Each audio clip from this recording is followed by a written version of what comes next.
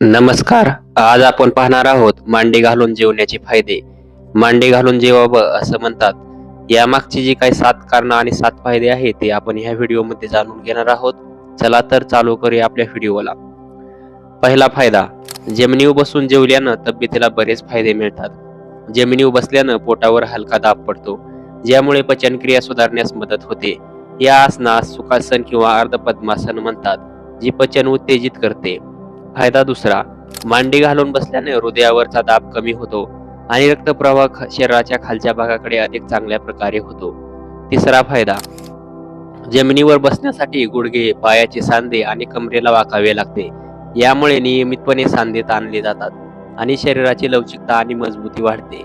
चौथा फायदा, जेवताना थोडं पुढं झुकणं आणि पुन्हा सरळ होणं यामुळे पोटाच्या स्नायूंचा व्यायाम होतो, ज्यामुळे ते बळकट होतात.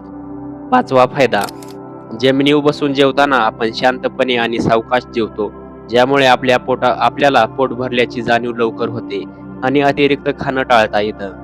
फायदा सहावा, खाली बसून जेवल्यानं मन अधिक शांत होतं आणि अन्नावर तसंच जेवणाच्या क्रियेवर लक्ष केंद्रित होतं, ज्यामुळे जेवणाचा अनुभव अधिक चांगला होतो.